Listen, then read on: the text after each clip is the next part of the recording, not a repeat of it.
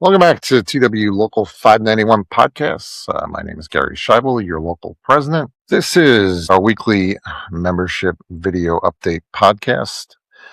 Joining me today is Russ Dittmer, your administrative executive board member. Well, Russ, you want to get right into it with peer support update? Sure.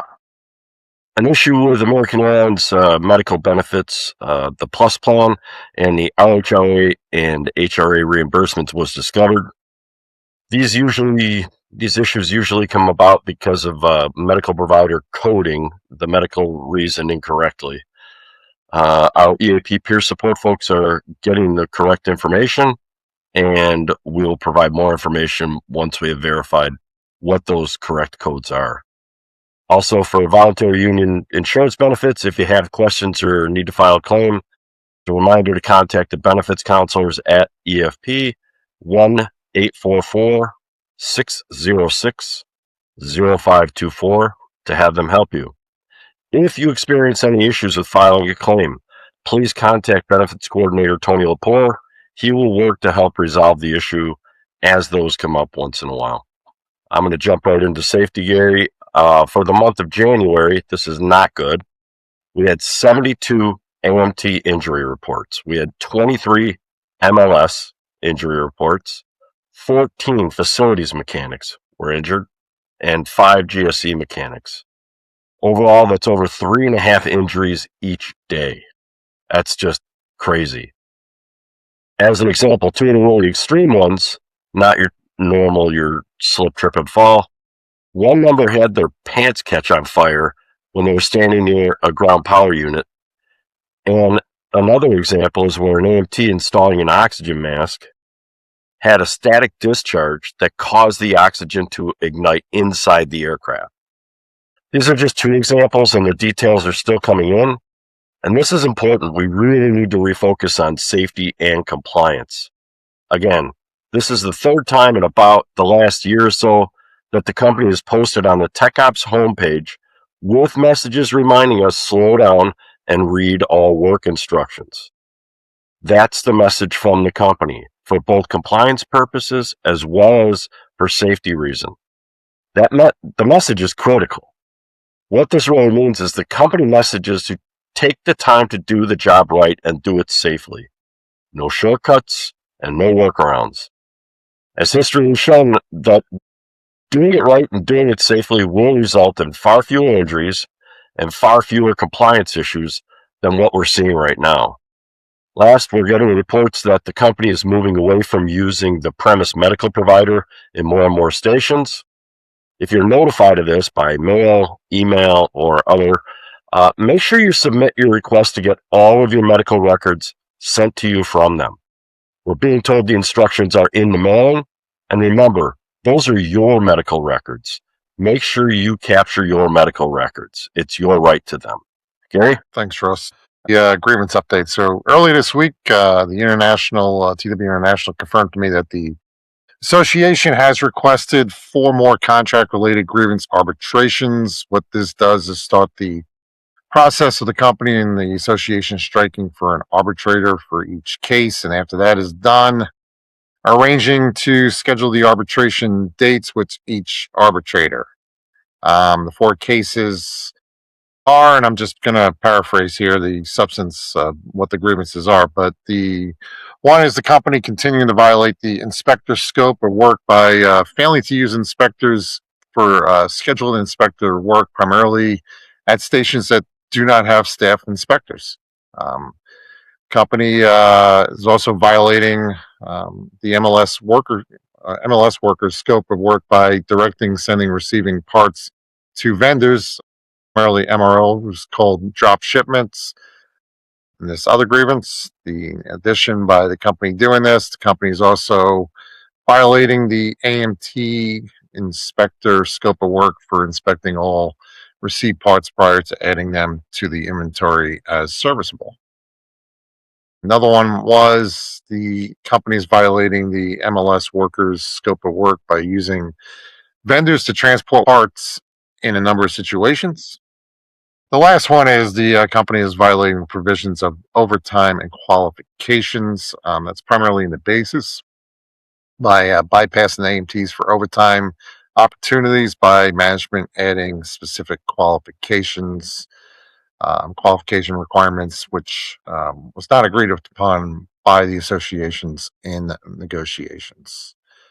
We expect the association to demand additional arbitration cases that are important to the 591 membership, and I can tell you that message was delivered yet again to the TWU leadership earlier this week by myself, pretty loud and clearly. This local has been actively working for solutions for the recent weather events, and we've been told that TWU International Rep Greg Cozy is working with the company on a plan to help out our members with payroll coding for the recent cold weather events that plagued nearly the whole country. And then later, there was a pretty bad impact in Charlotte. So, Russ, you're going to give the field trip update. Yeah, E-Board member Chris Horvath reported that he tracked for the week of February 6th 25 line trips and 6 base field trips. I'd also like to add, because I recently heard this shocking rumor, that the union does not control what stations go on any field trip. The company owns that right, within the line or base scopes of work, of course. Anyone claiming otherwise is, frankly, just stirring the pot and not being truthful. Field trips are called by IOC, that's Integrated Operations Center, and not by the union or even a station. Once IOC calls a field trip, they then call the station management to ask if that station can support the field trip. Station management then decides if their station will support that field trip or decline the field trip. Ever since the JCBA was ratified, we've been reporting that we've been seeing many bizarre station choices by IOC when calling field trips. I mean, Phoenix to Jacksonville, Florida is just one oddball example. Along with all those other examples that we see of field trips where AMTs are flying through a Class 1 station that's the same Class 1 station that could have actually directly supported the field trip. We continue working on that. While we keep asking what the company logic is or was, and suggesting better, closer to home ideas, the company has to date held firm that it's their right to call field trips from a station within the line or base scopes of work. Also, this local, after a years-long grievance building battle, literally just participated in presenting the arbitration case against the company to stop the company from violating our contract by using base employees to work unscheduled line field trips. To be clear, no union rep can get you or can give away your field trips, as that decision and responsibility falls under management in our contract. Also, if you hear rumors or comments like this one, just contact us at info@local591.com, the email, and we will investigate and address it. There's no need for these types of false or divisive claims to fester when most times the answer is right there in the contract. I'm going to jump right into membership meetings, Gary. We had a great membership meetings in Miami, fantastic turnout, and thanks to all attended. There were lots of good questions and discussions on a number of topics, and we appreciate the compliments from the new meeting on how insightful those topics were. The national membership meetings coming up are scheduled in the Chicago region in Chicago, OID, Wednesday, February 18th. We're also working on station visits this month to Pittsburgh, and we continue working on planning additional station visits as well. I want to go back and talk about capturing our work like we did last week, Gary. We talked on this last week, but it really bears repeating, and we all need to support each other on this one. It's about protecting our work and our jobs. Before starting a task or work, including CBT training, that is a task. Any task or work, make sure the assignment is an LMO or the other assignment tracking systems for MLS, old SAP, which is now green screen, GSC, which is Fleet Focus, Facilities, which is Web TMA, etc. As we discussed on last week's podcast, the company is basically trying to use LMO and MyStats as a weapon to bring down manning and staffing levels and to prove they need less workers. Well, when we make sure all of us collectively add everything we do for work at AA into their assignment tracking system every day, every time, we can prove they actually need more workers. The focus needs to be on all of us, every single one of us, using their system, their company system, to show that we are doing much more than they previously captured. Remember, before we start any work task, including training assignments, anything else, no matter how small that task work is, it may seem, have it assigned to you an LMO. For AMTs, again, that's, LMO is what we use. In the MLS world, it was SAP. Now it's green screen. For GSC, it's Fleet Focus. For facilities, it's Web TMA, etc. Just make sure you're capturing all your work. All right, one last topic, American leadership. This has been a big topic over the past 2 weeks. So been asked frequently on what the position of the association leadership on American in light of the APFA's flight attendant stance and then the APA request to speak with the AA board of directors that came out last night. So I do know the association made their position rather clear in the joint letters with other unions on the property this past summer and fall, and do not know if they are going to reiterate that position based on the other unions. What I can say from discussions that their position remains unchanged. And I quote the following from the October 2025 joint union letter of what that position was. And it says, it is time for the accountability at the highest levels. American Airlines must take decisive action to regain competitiveness and restore confidence among its employees and customers. The excuses must end. Employees at American Airlines continue the call to upgrade the product to give us a chance to compete with our rivals. Staff your airplanes the way a world-class airline should and deliver a competitive onboard experience in every cabin. Hold executives accountable to the same high standards demanded of every frontline employee. Path forward needs to be outlined by management and communicated to every employee at all levels of the organization. But it also requires leadership willing to face reality and act decisively. Americans' frontline employees are ready to move this airline forward and outperform competitors as we celebrate our centennial. Question now is, are our executives? That's a great question. Anything additional on that, I will let the association and the TWU International speak for themselves. That said, I am frequently asked what my personal views are as the president of the largest TW local at American. So I will answer that by first speaking to some of the points that were made by the other unions at American. So yesterday, the APA put out a letter that I will highlight a few things that I agree with.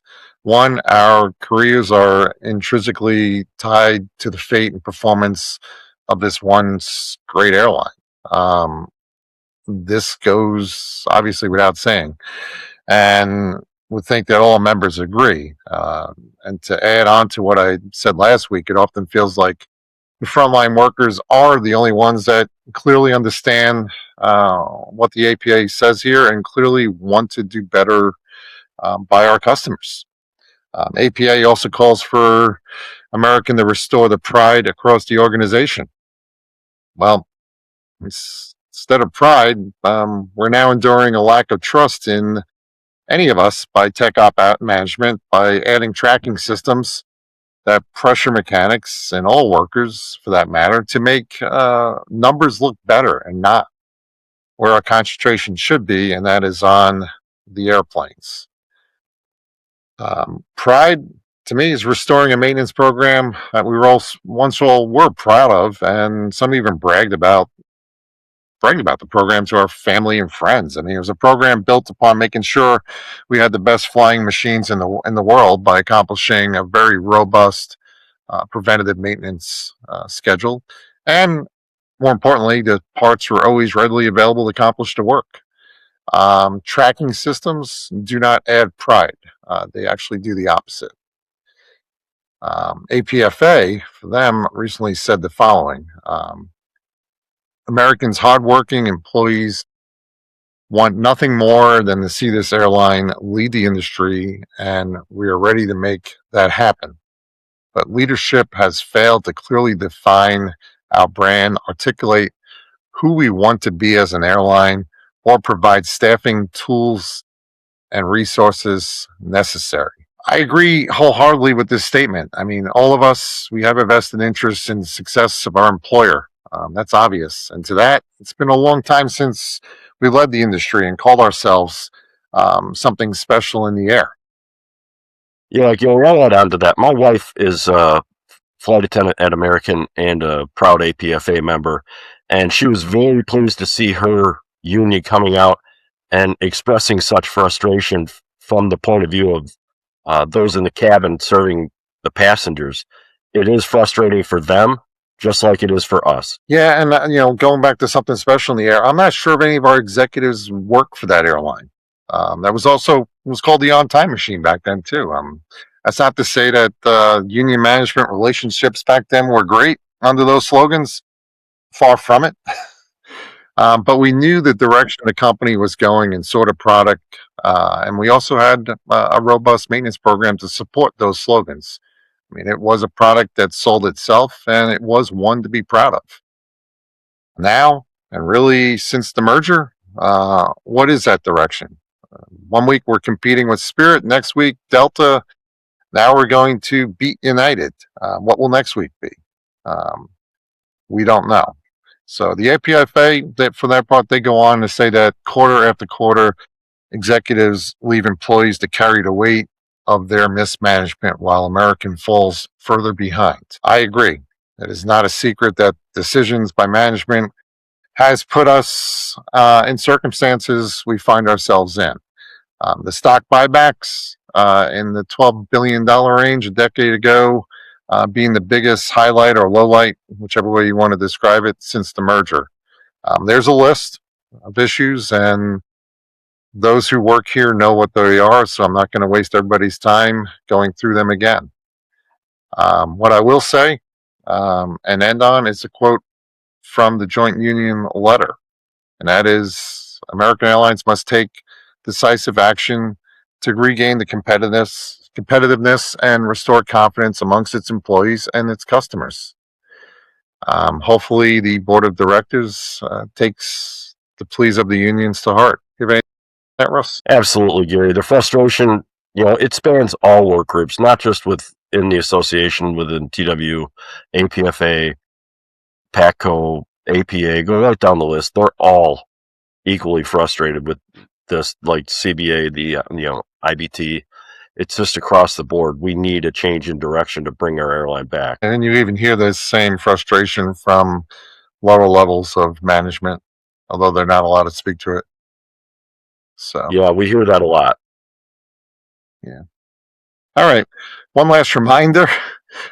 We at Local 591 do have a Facebook page, and obviously you're watching this on the YouTube page, but subscribe to either of them to get the updates and notifications when the new info is posted.